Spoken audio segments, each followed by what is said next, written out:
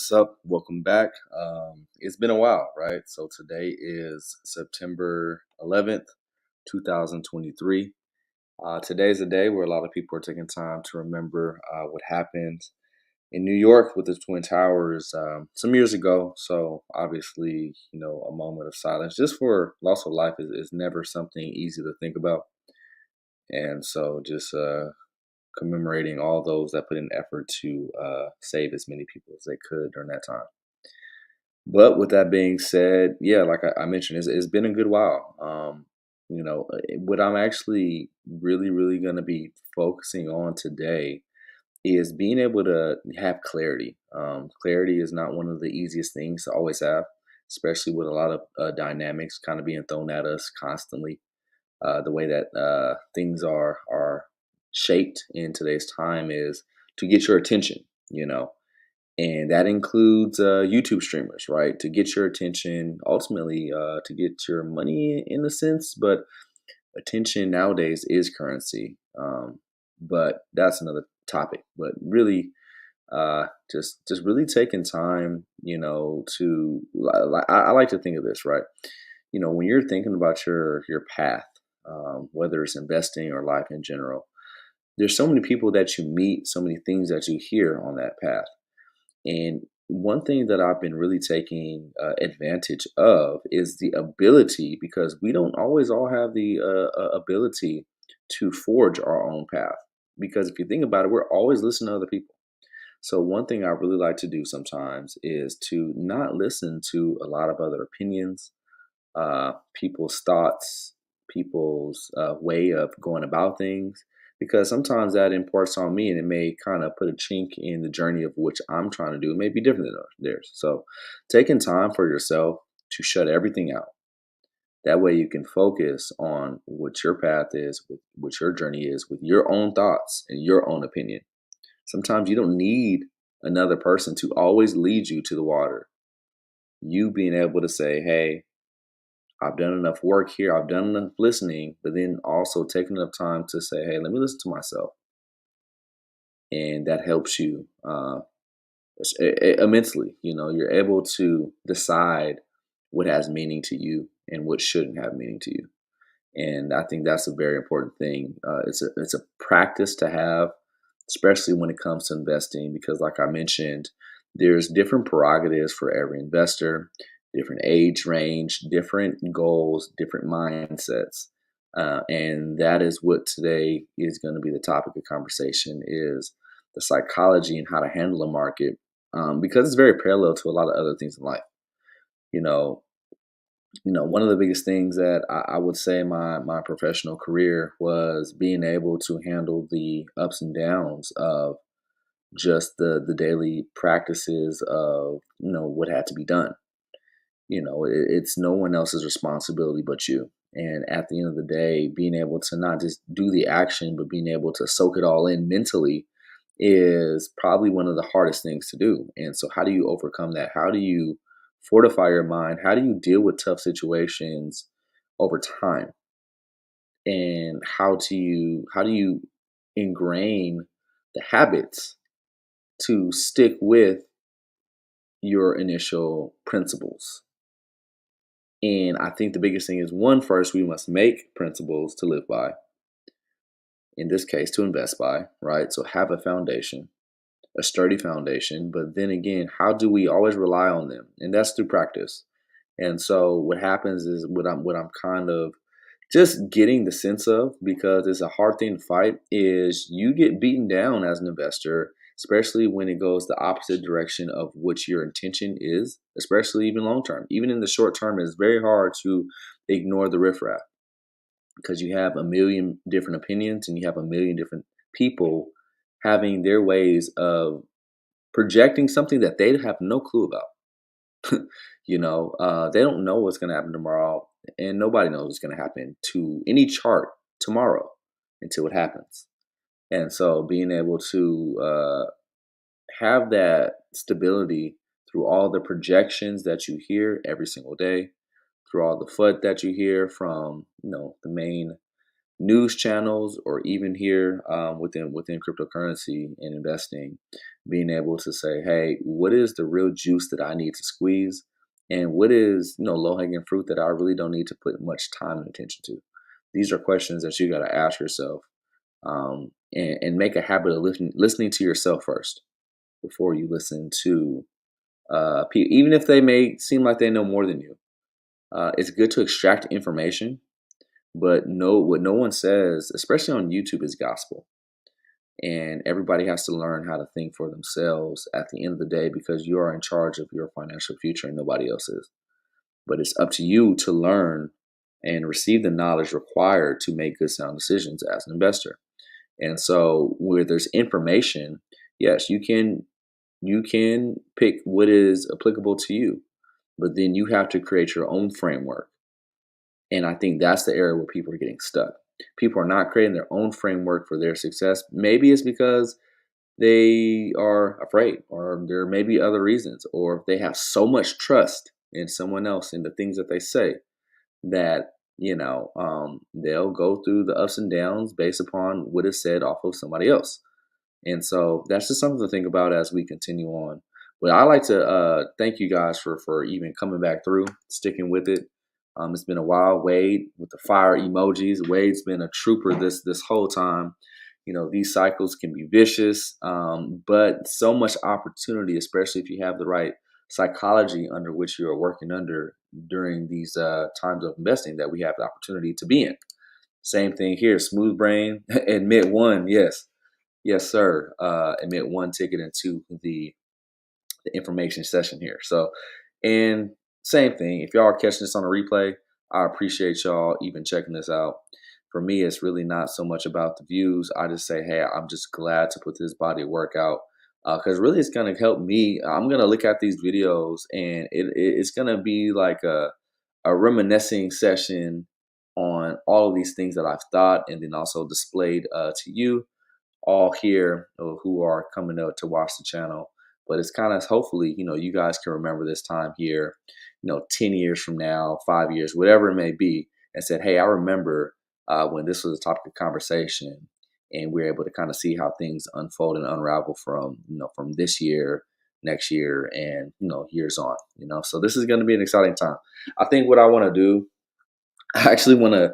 I want to get into an actual video that I've seen. Who knows? We might get a copyright strike, but it's an interesting thing. It has an interesting flavor to it in terms of how it explains the real truth, the honesty of what it's really like having a job. I think a lot of reasons why people have an interest in investing is they say, "Hey, maybe what I'm doing is okay, but I don't feel comfortable. I don't see long-term projections of my life ascending to where I can have that comfort that I want in retirement," whatever the case may be.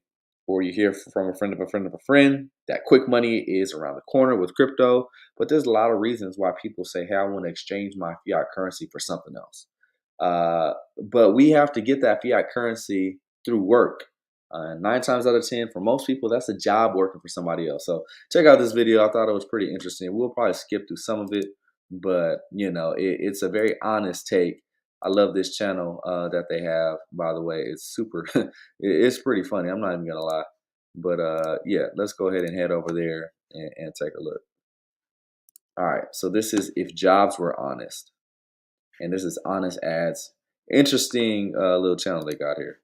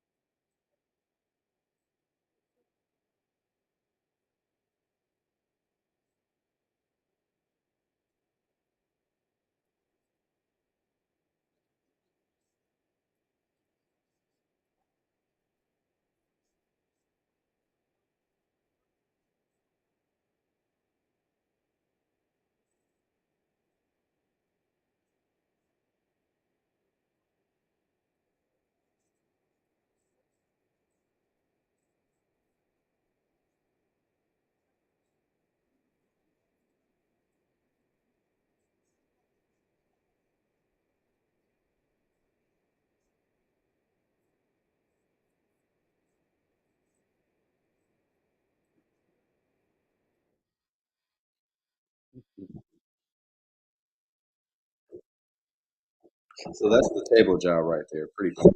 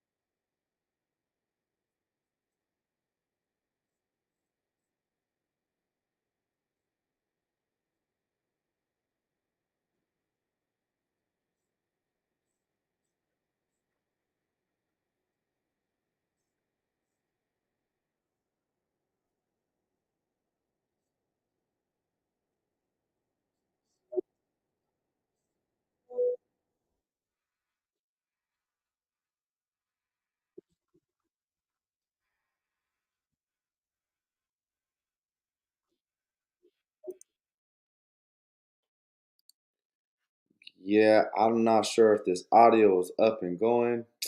One thing we may have to do is I'll have to come back and leave this link for y'all because y'all gotta watch this. This is hilarious. But it looks like audio may be giving us a little trouble with this one. See here. Okay. So what I'll do, let me go ahead and drop that. Boom. It's a great video to just get a good sober look on what does it actually mean to have a job. Many different ways to do a job, but at the end of the day, they say, hey, you are a meat suit that is doing all they can to get a whole bunch of pieces of paper with faces on it, aka money. And that's all it really is pieces of paper with faces on it. Okay. So really, as we're talking about psychology of the market, and there's a lot of resources on how to think towards investing. I think a lot of the times is we kind of get a magnifying glass specifically on only looking at crypto and the volatility of it. One thing that always kind of helps sober me up is looking at different markets and seeing how they move because we have a lot more data outside of just 14 years, which we have a Bitcoin there. So, but at the end of the day, it's like there's a lot of resources. One thing I was actually doing over the past couple of days is just refreshing myself on people that have taken advantage of the stock market because one thing that we all got to realize is everything is a system. Even as we kind of work and we say, hey, we have to feed ourselves, clothe ourselves, we are automatically entered into a system of saying, hey, if you want something, you got to give something. The thing that we exchange is time, effort, and work, and we receive those pieces of paper with faces on them. And so that piece of paper now we can exchange, but we never had control of it. The value of it changes all the time, and it's really due to circumstances that everyone inside the system can never change, only the people that control the system.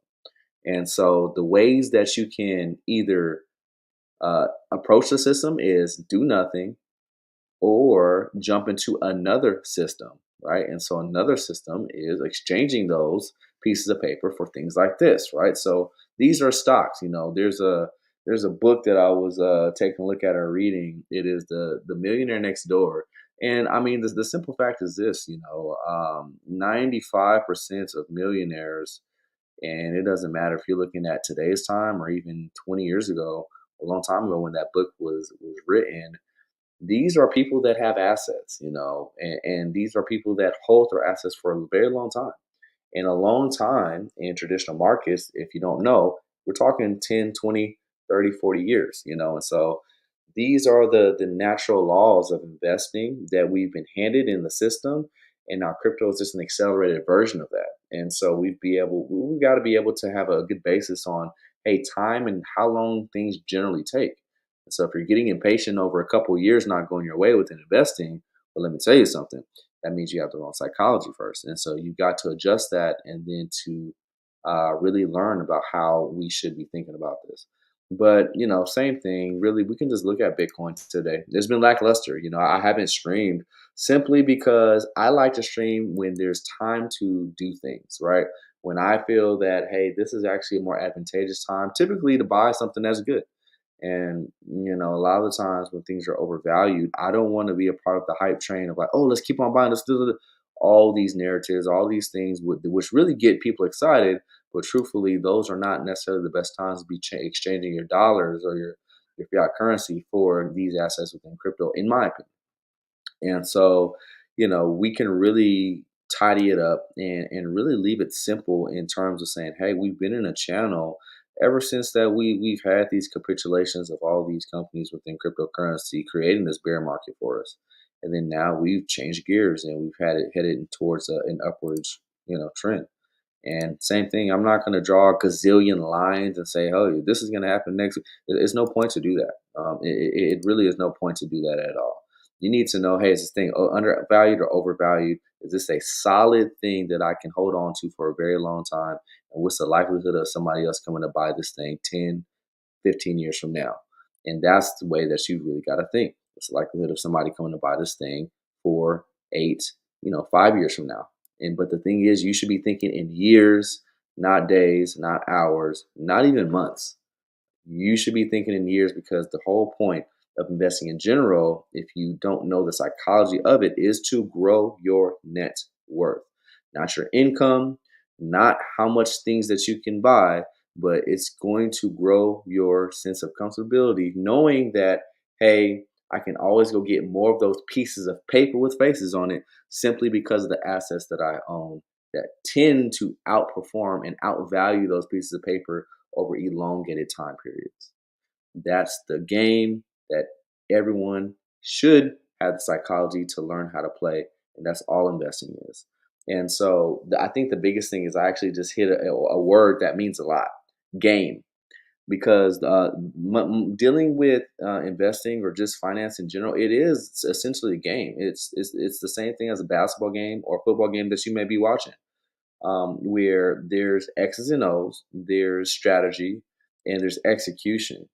And there's habits, right? So, for example, let's say we're watching a football game and we're looking at a quarterback that has a habit of getting very flustered when he's getting approached by linemen that are 2 times as big as him on defense.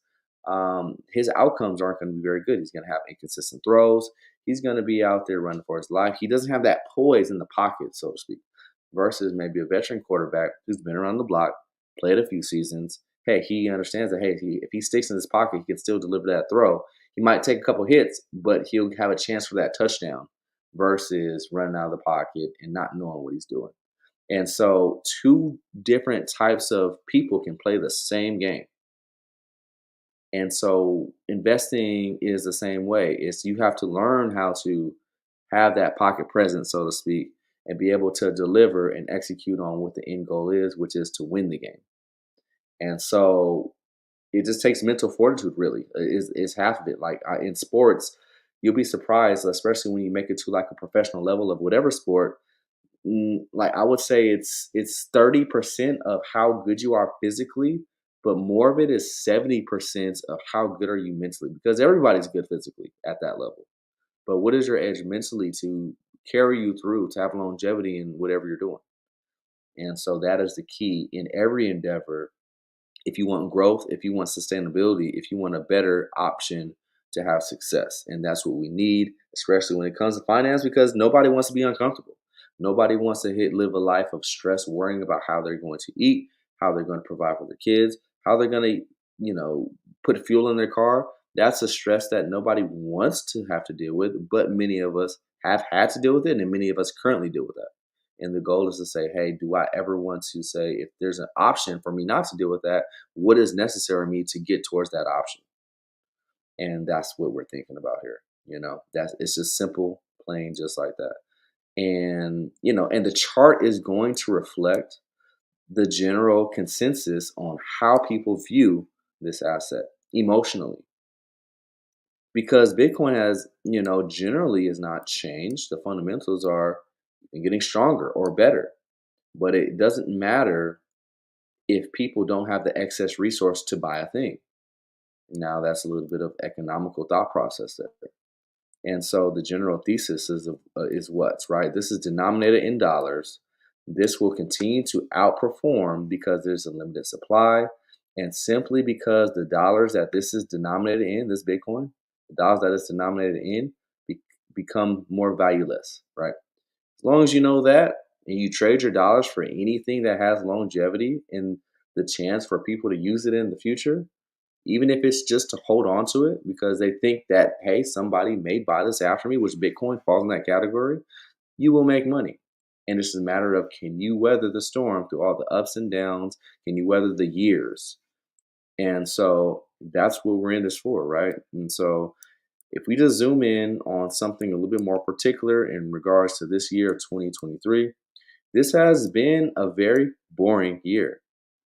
But at the end of the day, boring is the best place to have clarity and understanding of say, hey, while everybody else is not doing something, I'm doing something.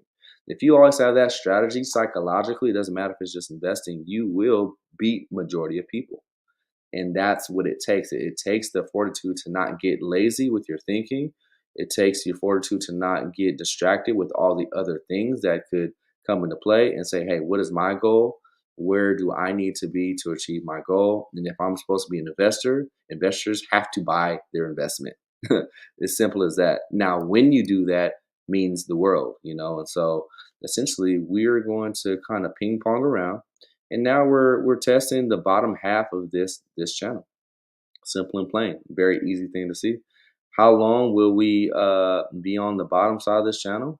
We'll have to find out. What we've been seeing this year since June of 2022, which that has been the time to start accumulating. We've had a year and some change. This is a beautiful time to be in. Like, we're all going to be so grateful as long as you stick it through to be able to accumulate assets through this time. And we'll tread down to Ethereum because we're going to highlight Ethereum a little bit more with a lot of on-chain information that can really help us say, hey, just the only main question is this overvalued or undervalued? Nothing else really matters outside of that. As the time that I'm changing my money for this, am I getting a better value than majority of people? If so, that means people will want that thing that you got on discount. With the caveat, this thing still exists 5, 10, 15 years from now. And you have to look at the probability of this thing being able to exist during those time durations and assess that. What does it have going for it versus other options? And so, this is kind of what the gist is, right? So we'll see how long we kind of ping around. The volatility has been very low, and the candles have not been expansive at all, except a few here and there. And so we just have these few instances. So this is the weekly chart. Like, we're talking about all of maybe in the past year, like 4 weeks of where we had that excitement bull run type. And but if you look at the majority of it, it's been very boring. But that is an ode to how things start to play out after a long bear market. You have to let these things digest. You'll have short term holders and long term holders jockeying for position to get this asset. And so, this is a great thing to kind of take note of and look at, right? Just same thing here in many cycles that we've looked at. So here and here, you're going to have a small uptrend, but for life changing gains, it's not going to happen in a year. It's not going to happen in 2 years. It takes longevity here. And that's just Bitcoin in particular. If we trek over to Ethereum, which we're going to spend some time here on Ethereum, and this is the prospect that has all of the network activity that can say, hey, maybe this thing could be here for 10, 20, 30 years. And it's proving its case more and more every single day. Let's go to something a little bit cleaner. Let's go to the all-time history.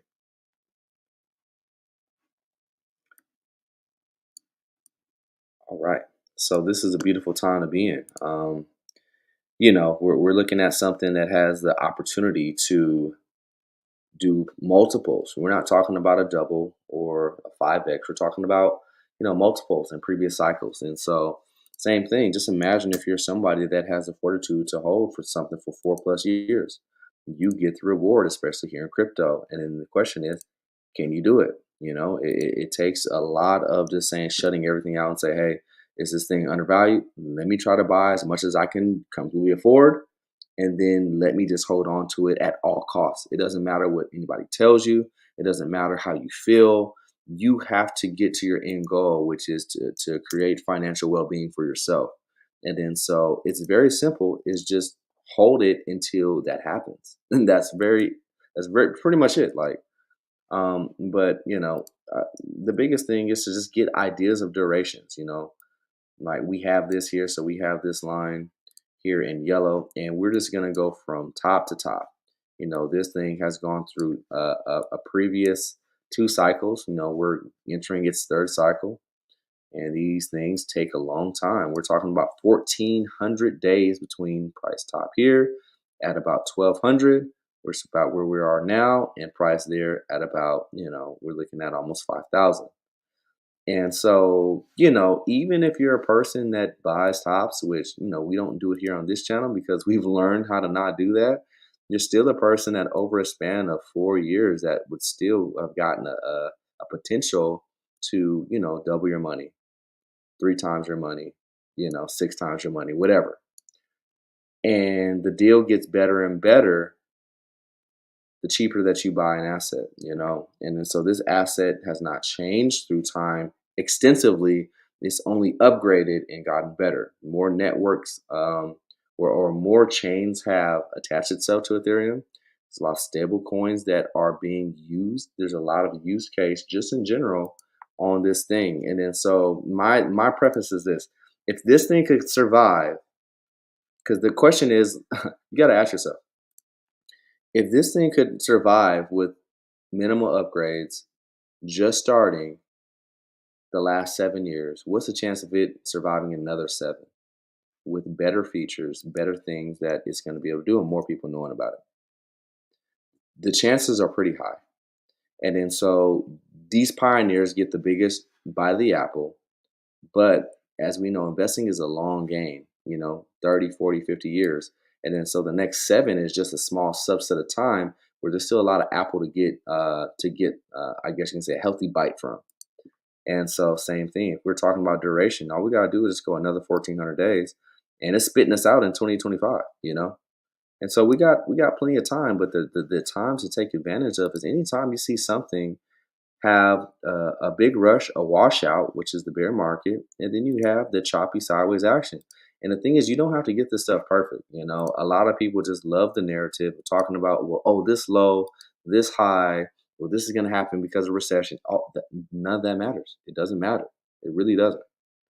I know it's a very cool thing to just get engaged with. Even if you care about it and you just want to be updated, Yeah, but you have to be very, very careful of getting sucked into so much stuff that gives you analysis paralysis, one, and you're trying to wait for a particular time to do a particular thing.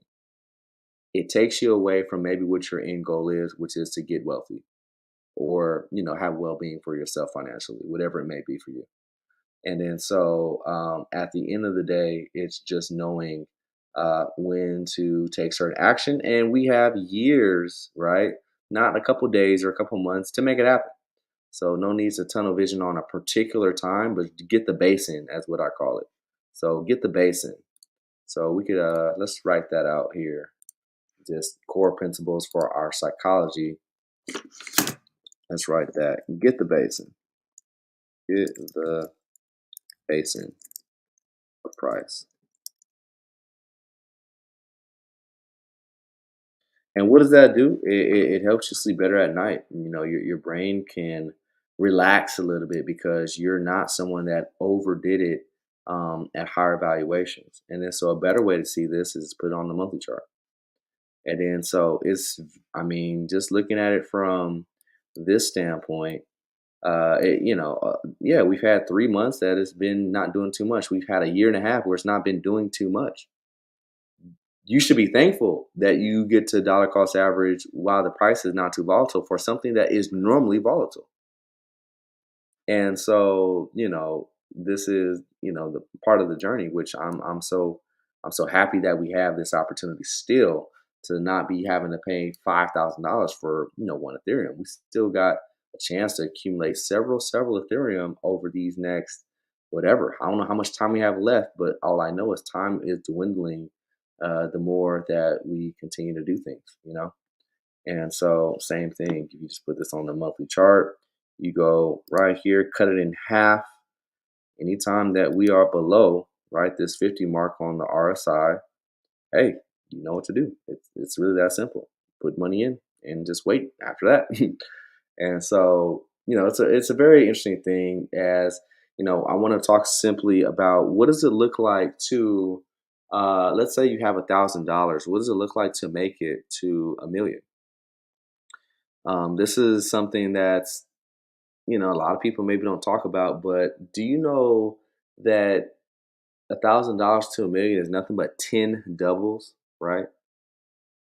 $2,000 to about half a million is 7 doubles if you want to think about less doubles, right? But you just have to double your principal 10 times. 10 times, that's it. Not 100 times, not 1 million times. You just have to double that $1,000. Now, $1,000, you have to ask yourself, is that something that you can get your hands on? I would say for most people, yes. If you say, that you are wanting to create some type of prosperity or comfort for yourself financially, $1,000 is something that you should say, hey, I want to get a hold of. Many people right now, because there's a lot of people in duress, right? It is not an easy time, and I can just tell just simply because of what prices are doing. Typically, when you have something that's volatile, and especially within crypto, and a lot of people aren't being flocked to it because of the lure of easy money, that means people don't have extra money to throw at stuff that they think is going to make them quick, easy money. And so, for that fact, that tells me that economically, people are having some rough times. And that's normal because these times do happen. And so, you've got to be the person to say, hey, do I have some extra cash to buy all the stuff that people are going to buy later as soon as they have the means to? And those times always come because that's how the system works. So, if you can have that psychological basis of how the market and these price charts will be printed, you'll have an upper hand. And so it takes 10 doubles to get to that shiny $1 million, but be careful of making these arbitrary numbers as your goal. I would just say, hey, look for growth every single year. And if you can get a double, great. If you can get more than a double, even better. But the goal is to hopefully try to make, like, we want to make 10 really good decisions, through time. Now, this may take, who knows? It may take 15 years, but I'd rather take my time instead of try to get it all at once. right? Typically, the psychology of, hey, I need it all right now never leads to good outcomes. But if you say, hey, I'm going to give myself time to get this done, you're going to be more astute, you're going to have more clarity, and you won't be in a rush. And when you're not in a rush, you don't make as many mistakes. And so let's say we need 10 doubles. We need 10 doubles to make it, right? So we're trying to make it to 1M, right? From 1,000, if that's you. These are the ways that you can think of things as, is right. Like 10 of anything. Like you have to ask yourself, can I do something 10 times? You get in the car and go to work, probably, at least 100 times a year, possibly. Maybe you can do 10 push ups. Doing something 10 times, believe it or not, is not the issue. But doing the right thing 10 times is where people, you know, they get tripped up because they end up maybe doing the right thing once or twice, but then doing the wrong thing 5 or 6 times. And then so you have to be able to say, hey, I have clarity on what's going on here before you make an action, before you make a move. And a lot of people don't do that. They just do things without having any knowledge. And then so there's a Bible verse. It's Hosea, I believe, chapter 5, verse 4. But it talks about my brethren will perish because lack of knowledge, because they rejected knowledge. And so we have so much stuff to grasp to help us see the path that we need to take. A lot of data, a lot of case studies to study to help us give us a better chance to be able to do 10 doubles. Now, are we going to be perfect? Probably not. But the chance of us having the correct steps are, going to be a lot higher versus if we never did the understanding and we never got the knowledge. And that's due to us being lazy, not willing to put in the time to do the research. And so this is what we need to have on the forefront of our mind. If you want to call yourself an investor, is say, hey, I would like to double my $1,000 time and time and time and time and time again, because that goes from 1,000 to 2,000 to 4 to 8 to 16 to 32 to 64 to 128. So that would end up being about $1.2 million, 10 doubles. It's doable. People do it a lot. And crypto is the ability to get the accelerated version of that, because with one occurrence, instead of it just being a double, you might be able to get a 5x or a 10x. And so from there, so let's say, for example, let's see if we can get our trusty dusty brush out. So let's say, you have that $1,000. Okay, cool. And instead of just a double, crypto allows you to take that $1,000 and turn it into to 10. Okay, cool. So you got a 10x, but you still need to try to go for more doubles here, right? Hopefully you can double that to 20, right? Maybe go and start your business with this, right? So shed some of this off. So shed off 5. So just 5,000 to go for a business idea that you didn't have the means to do prior. Because at the end of the day, business and being able to have your own thing going for yourself is probably one, not only the best feelings, but the best way, right? If you look at the Fortune 500, it's one of the best ways to get to the prosperity that you're looking for. And you don't have to pencil push. You don't have to do something that you really don't like doing. You can actually choose something that you choose to do. And you can have a little bit more control of. But then, okay, cool. Let's say now you have 15K. So you branch that off, take some of your asset, you start to build something that could give you more of those papers with face on it, right? And then you have 15. And then let's say, okay, cool. We still go back that next cycle for crypto. And same thing. Maybe instead of a 10x, I get a 5x. So what's a 5x on 15K? Bueller. So we're probably looking at what? What is that? 30, 45, 60. We're probably looking at what? 75K. All right, cool.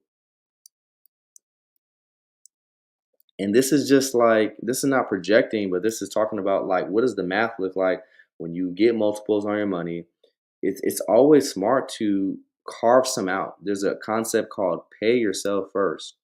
So whenever there's something made, or here, let's actually put that and let's type that out. So pay yourself first.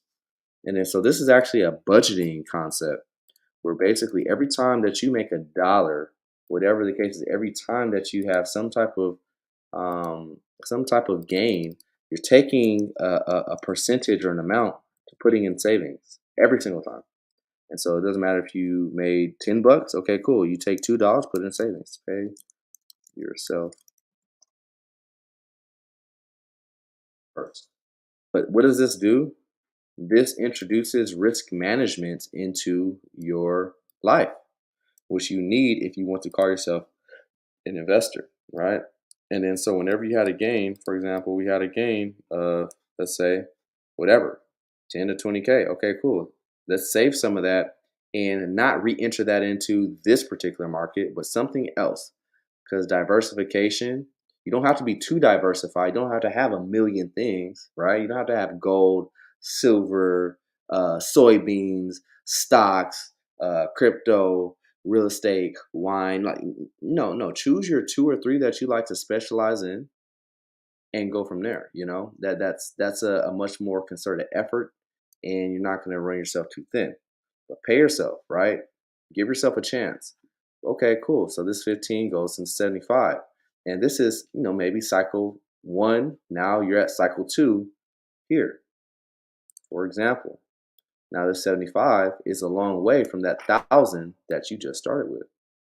And so these are the capabilities. Okay, now because I wanted to start thinking about multiple cycles. We don't have to get to the $1 million all in, hey, one cycle.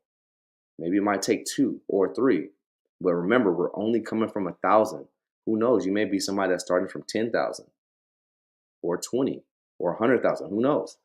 But the thing is, we're trying to get this to grow consistently with a nice risk management flavor to it, I guess you can say. And this 75K, maybe you re-enter 50K into the next cycle and you DCA it. One thing that's very smart is to always keep something, a little something on the sideline, but do you DCA, you know, 50K through the year of, hey, very boring after bear market? Probably a good time. And then you go for your multiples there. Who knows? You may go for another 3 to 5x. And so the gist is you're taking time to create a plan. This is just like back of the napkin math slash planning. You'd probably want to get a little bit more detail. But these are the ways to have your psychology of saying, hey, do I have these things in place, right? These are just three basic rules. Get the base and the price. Okay, cool. Let me pay myself first when I do make something, just a little bit off to the side. Okay, how much do I need to get to my goal of 1 million? Okay, cool. I need 10 doubles. Like, ask yourself several questions on why you're doing what you're doing. And you rely on these at the end of the day. And you don't have to listen to somebody else telling you what to do. Right? These are things that I thought about for years, and I've continued to execute on them, and they've only just brought me success. And so you find your things to create your framework. And so that's just an interesting thing to think about. Because as you notice, I have not even talked about price of what it is today, what it's going to be in a year or two. It doesn't matter, right? I know people want this thing, and there's more than 7 years to prove that to me. Okay, cool. Let's rock and roll. Let's check the chat. Who we got? Who we got? Yes, sir. Good to see you, Swerve. I will catch the replay. All good, man. I appreciate that. We got Buddha Boots. What's good? What's happening? I'm still here, not leaving. Hey, that's what it takes. Like, you just gotta stand by, right? Keep doing what you're doing. Go out there, work the job if you're working one right now. Bring in that dirty fiat and change it for something better, so you can have that freedom of time later on. Do your vacations, do things the way that you really want to do it. Like, there's so many things that I want to do in a certain way, but I know it takes a certain amount of financial means to do it. And so if that means, all right, cool, if I just got to chill out and not buy everything I see for, the next, 2, 3, 5 years. Okay, it's not a big deal. I don't. I'm a person where I don't need much. Really, we truthfully don't need much. But depending on how sucked into the system of buying things that you've kind of created a habit of, you're going to be fighting that monkey on your back. But the sooner that you can say, "Hey, I'm okay with not needing much, and I could let the goods of what I want, the things that I see with my eyes, I don't necessarily have to have them at all times." If you can fight that off for a certain portion of your life, then you could create a life that then you could have all the things that you may want later on. And it's not just going to be for a little bit, but it can be forever if you do things the right way. And that's only if you want it to be like that. There's certain things that I want to be in a certain way. So, hey, I'm going to make the sacrifice now while I'm young. And so hopefully we all may consider doing that. Yo, you have. Okay. Hey, I like the thumbnail. That's that's a new one. I ain't seen that one. That's pretty funny.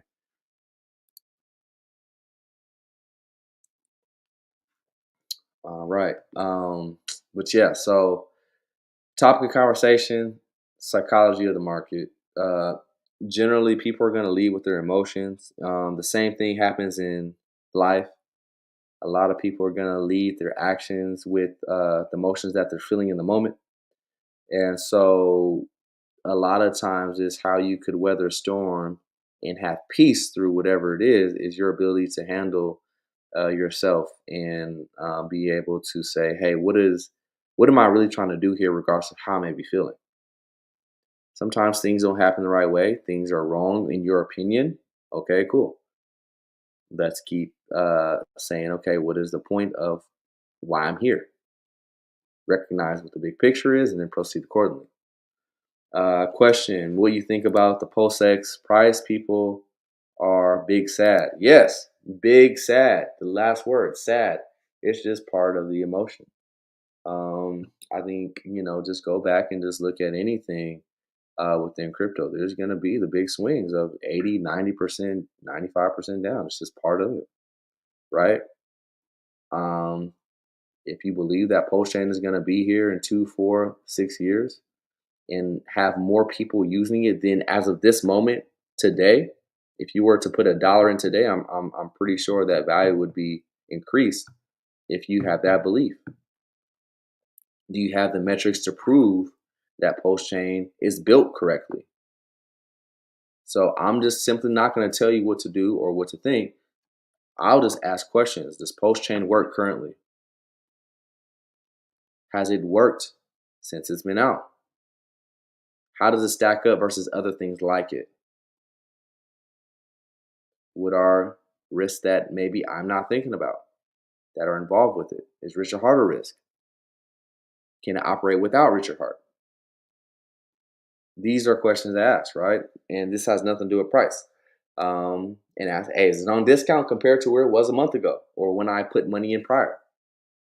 If so, hey, is this on discount to compare to where majority of people have bought this thing? Who are the big players who own majority of it? What is their habits? That's the best thing about crypto. You can track all that stuff. Um, I'm still buying, you know. And so this is something that in a bear market where there's low liquidity across the board, something brand spanking new is probably not going to have the big pop off. And people are going to go with their emotions and get rid of something that they may not have an understanding of. And that's better for the people that do have the understanding, right? Questions. I think it's the well games that really screw with me and others. I mean, you buy, they dump, you buy, they dump. More, it just seems like a club we ain't in. Yeah, and it's the interesting thing because whether you want to call it a whale or a dolphin, when you have a lot of economic energy, um, you can do things that other people can't. But the fact of the matter is, even if you're a small fish in this thing, the percentages don't change for people who stick through the long term on assets that are able to stand the test of time. And so just realize that you are in the beariest bear market that there has been within crypto. But that's why I would also encourage you guys to also go do some research on other asset classes. If you have spent any time within stocks, you can understand when things just do nothing and go sideways to down for years at a time. but still come back to make new highs 5 years, 10 years later, simply because they're still up and kicking. Um, that's what crypto is going through that phase potentially for the first time. And so, hey, do you like Amazon did not do anything for years as far as price movement, but they were still continuing to create the Amazon that we see today. And so, if you have the fortitude to stick through it, you'll get the reward. If you don't, you won't. It's really just that simple. And if this is too much for you to take, try another asset class. And I'm not saying that directly to you. These are just thoughts that I've had along the way. Um, so yeah, there's a couple books that I would suggest to give yourself a sober understanding. The Millionaire Next Door, a great one to read. Psychology of Money, a great one to read. If you guys don't want to read, listen to it on audiobook, potentially. If you don't want it on audiobook, there's little Cliff Note versions that you could look up on YouTube here. And so, let's kind of jump into some other things, some solidifiers, I would say, that add use case to the thought process of our psyche. And not only just use case, but longevity of a thing, being able to have prosperity and people being able to value it emotionally later on. So let's jump into Glassnode and see what we can look at here. Bada bing, bada boom. All right, so check it out. I'm gonna pull up a couple things and we'll kind of get down to business here. So with the understanding of a market, there's people in it for the short term, and there's people in this thing for the long term. Principle to have, people that are in this thing for the long term always do better, like 99.9% of the time. So which cohort are you going to be in? Long term, essentially, we're talking years here. We're not talking a couple months. We're talking years. It may be 2 plus, right? But in this case, what they consider a long-term holder is more than 155 days. That is going to put you in the cohort for Glassnode and their identification of long-term holders versus short-term holders. Short-term holders are anybody less than 155 days. And so from there, a couple of things that we can look at is cost basis. What is the cost basis of these people in these cohorts? So here in blue, we have the long-term holders cost basis. In orange, we have the realized price, which is just the overall cost basis of the entire network. And this is Bitcoin, by the way, that we're looking at. And then here in red, we're looking at the short-term holders cost basis. And then so the advantageous times have always been beautiful time, right, is when price is below all three: the long-term holder cost basis, the realized price, and the short-term holder cost basis. And as you can see, we're here for months, right? So we had all of this here from, we're talking about June of 2022 to the beginning of this year. And now we've kind of risen and we've gotten above all three, but then we've come below the short-term holder cost basis, coming back towards the realized price and the long-term holder's cost basis. I will give you the data. I don't know where this thing will go, but as of right now, the long-term holder cost basis is at $20,000. Okay. Now ask yourself, throughout the history, how often does it go below the long-term holder's cost basis after it has had a full bear market and potentially had a full capitulation? Because we don't see the double dips too much. Like we had a little double dip here, right? But same thing. This is August of 2015 to October, so a few months. Here we didn't necessarily have a double dip except for COVID. And then so let's see if we have another double dip of going below that. So we are now looking at probability here. Probability says it's a low chance to go and sustain below the realized cost or long-term holder cost basis for more, like, it may not be a situation where we're down there for a year like we were previous year, but it could be a couple months. But just in general, ask yourself, okay, cool, we're below the short-term holder cost basis. All right, maybe if you're a buyer for Bitcoin or just anything else for that matter within crypto that you believe will be here in due time over the next 4, 8, 10 years, this may be something to have as a framework to say, hey, maybe I may restart my DCA. I have certain things that I stop DCA with, right? So generally, you create the framework of saying, hey, I'm not doing any DCAing as long as X, Y, and Z is happening. But that's something to really think about, which we're coming back down towards right the bottom of this channel, like we are talking about for Bitcoin, but then also kind of coming back towards the mean of the network, which is the cost basis here, which is 20K currently. um, so that's just information. Let's jump over to a couple other things here. So let me pull up this workbench, and I'm gonna show you a couple things to think about. Okay, so the mirror multiple. So the mirror multiple is nothing but it's nothing but a calculated oscillator that helps us know when we are above or below the 200-day moving average. The 200-day moving average is something that investors over many different markets take a look at and make decisions off of. And like we're saying, the psychology of what we need to maybe understand is say, hey, what do other people use to make decisions? 200-day moving average is something that has been widely used for, 50, 60 plus years. And so if you're below that, the probability of you getting something at a fair value or below value is starting to increase. And the longer that you stay below that 200-day moving average, the better the deal is getting. And so, as you can see here in red, I'm sorry, so here in green at the bottom, that's the 200-day moving average. Oh, I'm sorry. No, 200-day moving average is this line in blue up top. And then you have a standard deviation below it, which is zero point 0.8.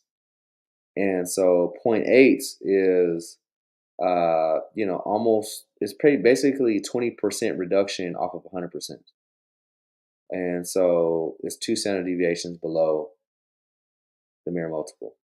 And so this green line, this neon green line, if you find price spending considerable time below that, this is when the bites of the apple are the best and they're the sweetest, essentially. You protect yourself from downside risk because you choosing the correct time to allocate towards something that has already been devalued because people have sold it during that duration of time of price going down. And so, this rule of thumb, chances of you having a good favorable outcome in time to come, if you are doing things around this neon green line or below it, is pretty good. Because as we can see, there's always deviations below something, right? So there's deviations below this mirror multiple, and there's deviations above it. Now, this deviation above it, we're looking at in red, is 2.4, which is 200 or essentially, so it's 2.4 times the mirror multiple. And that is a huge expansion, especially if you look at it in log terms, especially if you're looking at price, is because that is overvaluation multiple times. And so the moment that we start touching the top of this, hey, you know that this thing is overvalued. And so it's really that simple. And so you could look at it here with the actual price movement or statically on linear here at the bottom. Linear may be a little bit easier to look at. So, a general easy rule of thumb is, hey, okay, undervaluation for the masses of people if we are below the neon green, overvaluation if we start to touch this red. Very simple measure to look at. And so where we at currently, we are coming back down to that portion of time where we are approaching that neon undervaluation, that serious undervaluation for current price. So when it comes to Ethereum, hey, it's at what, 1500 and some change? Yeah. The data is showing us potentially how to see this. Now it's up to you on what to do. All right. Realized price in MVRV. Okay. And then so another thing here. Now we have that same realized price here in blue and the NVRV. And so you have this same thing on the linear scale here. Down here, you kind of see these little castle looking things in blue, and then in red for the negative NVRV. And then so zero is the midline, and then so same thing is in place. And so the NVRV, what is it? It is the ratio between the market value and the spot price, and the realized value, allowing for visualization of Ethereum market cycles and profitability. Essentially, people are in profit when you're above the zero line, and people are in loss. You want to buy something when most people are in loss, because when they're in loss, they don't want it. And same thing, as long as this thing stays the same in what it is, Ethereum, guess what? Those same people or more people will want it later. It's really that simple. And so you are looking to snipe and catch the best deals through time that you can get. And we have years to do that, because we're also going to have years of overvaluation. It's only a matter of what? Time. And so where we at today, and then so just kind of trekking back, back in 2000, what, 18, and you really had all of this time. This is like the part of the journey that we're currently on. You had all of 2000, like the back half of 2018 and the beginning of 2020. You had 2 years to get this base in. All of this right here, price for Ethereum was 300. And just picture yourself, put yourself psychologically in this moment. Price going from 300 to what? 250. Uh, I'm sorry, price going from 300 to 90. So big reduction, 60% of your value uh, down on paper. But hey, what if you just added more because you're still in that basin? Doesn't matter where price is at in the basin. You're just DCAing when you see, it's calling you to do so. Typically, when you start seeing the most flood into fear, right? Check the fear and greed metric. If it's below 10, if it's below 15, maybe there's a lot of fear. Maybe that's time to act. But price going anywhere between 90 and 300 bucks through this basin, and it hits the next expansion, going back above realized price, and liquidity within all markets, not just crypto, comes back where people have excess cash, because economic times are good here in the United States and other countries. People have money to spend, and the psychological side of how people see and use their money. I can make more. I have some sitting around. Let me spend it. When more people have that, that's why you have this amplifier of price doing what it does. And so these are the psychological movements of the market. And so basically, you want to be a buyer when you don't see a whole lot of dispersion away from this midline on the blue side. You want to be a buyer of the asset when you see this downside and we're in red. And so, for example, if you're a net buyer, price in between 300 and 90, let's call it 200, you have the opportunity to experience a price go from 200 to 300 and 400 and 1,000 and 2,000, right? Beautiful thing. And so, going all the way up to basically 5,000. This is what we're in it for. And so, but where we were caught at is just all the riffraff. What people are going to say, this recession, but then the halving is going to happen. Now this must happen. They're just projections that don't matter. Just stick to the goal, stick to the time frames, and you'll be all right. Because it really doesn't give you any hint to say, hey, what you should do, right? Other people's fears or optimism. You can have your own, but don't get sucked into other people's, is what I'm saying here. Just use the information to temper your expectations. All right, but another way to say, hey, when should I consider to take action or not? Look at more data here. So you got the 30-day high and low for Bitcoin. And so these are an effective way of kind of seeing Bollinger Bands in a sense, but strictly for on-chain. So within a 30-day average, do we find ourselves on the upper end or the lower end? And then so right now we find ourselves on the lower end for Bitcoin. Same thing applies for Ethereum. Anytime that we've been on this lower end, that's a better time to be doing something than when we're in the middle or touching the top end. It's really that simple. And so where we at currently, we are on the lower end, pressing the bottom of this metric here. Okay, we'll move on.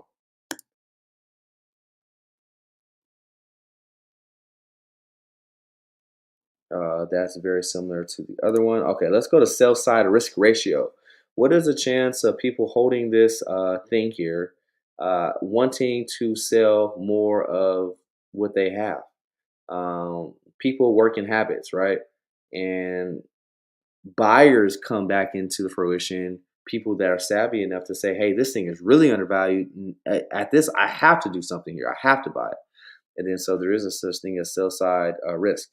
And then so for example, let's do a little bit of reading here. So the Bitcoin sell side risk ratio is calculated by taking the sum of all profits and losses, right? So think about it. People are going to be a profit or loss on chain and dividing by the realized cap. This metric therefore compares to the total USD value that investors spend each day to the total realized market capitalization. This methodology quantifies the aggregate sell side risk in the market. It assumes that all profit and loss realized on chain are a potential source of sell side risk, which that's very true. Division by realized cap provides normalization over time. And that's what we do want. We want just a normal, hey, what is the normal way that people function over time with their profits or their losses, as it will increase or decrease relative to the changes of the all time cap, the inflows and the outflows of the asset. And as we know, people are going to buy and sell, aka inflow or outflow, this thing every single day. And so, what does this do? It presents high values, and so these are associated with times periods of a high value realization. So these are people realizing those values of price being higher, um, and the relatively high market volatility. This is typically a late stage bull market, or these are the bear market capitulation events. This can signal an oversupply of coins, as they continue to be mined every single block, or a loss of investor conviction. And this is where we're at right now. Conviction dwindles down the longer the things are boring, and thus relatively high risk environments, right? Now, the low values are associated with times of low value realization. Like there's not a realization of people capturing this value currently. This relatively low market volatility is typical with market consolidation phases, boom, and sideways market trends. This can signal macro market bottoms, accumulation phases, and relatively low sell side risk. All right. So the metric is here in orange, and blue is the high values within risk, and here in red is the low values in risk. And I mean, as you can say, yes. So the higher that you go, right? For example, during the capitulation, so let's go back here to 2019, you can see how this comes up back to the blue, right? And one thing that, I like to see is duration. How long does it spend in a certain area? And so one thing that we can see is it spends a lot of its time in between both, spends little time up top, and spends a fair amount of time below here, but with this red line at the low sell side risk.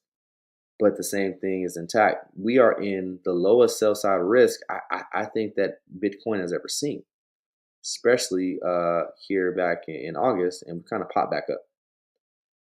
And so you're looking at duration of how long this has been down here and saying, okay, the likelihood of this not being down here forever, because nothing stays the same forever, that means a couple things. Potentially, one, there could be capitulation, but then you have to ask yourself, have we experienced that quite often already in recent time over the past year?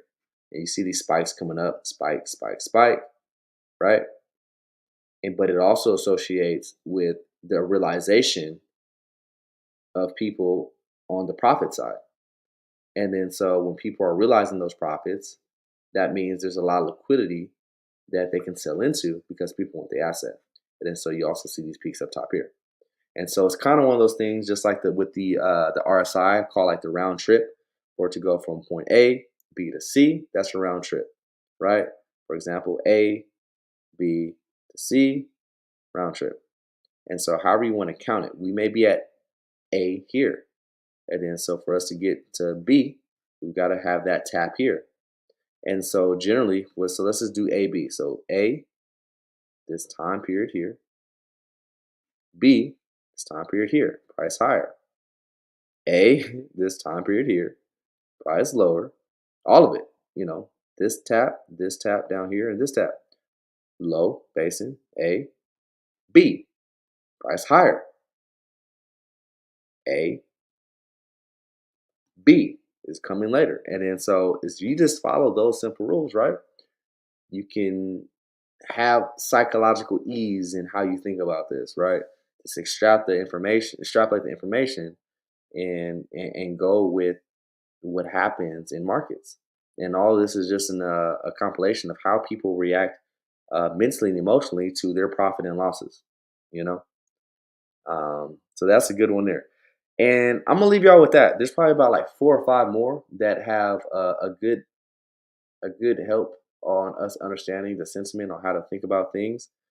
But we've already kind of hit that hour, I believe hour 20 probably. Yeah, hour 20 coming up here in a second. And so I want to leave a couple of minutes here just to kind of have some thoughts from you guys. What do you guys think? How do you guys take this psychology into the market or create your own or learn from people who have had experience within markets? And it doesn't have to be just crypto. And not just saying, "Hey, they say price is this. This is what I need to do. I need to buy that coin." But actually thinking on how to move within the market. See, we got. See here. I just read the Meditations of Marcus Aurelius. I think that is a great book for the mindset through tough times. Yeah, I mean anything that you could, use from somebody else that can give you another perspective. I think it's huge. Hey Swerve, what's up with OP? It seems to lately go counter to the market. It also signals when we bounce or dump. In the short term, how would you track that? I really want to keep on theme for today's topic. I'm not necessarily going to pull out the chart for optimism, but it is a branch off Ethereum. It uses a lot of the means of what Ethereum uses. With that being said, I have no interest or worry or care of the short term price action. Question that I'm thinking of that is like, hey, is it undervalued at this time compared to where it's been since it's been available to buy to the public? And do I see this thing being a thing here in the next 5, 10 years?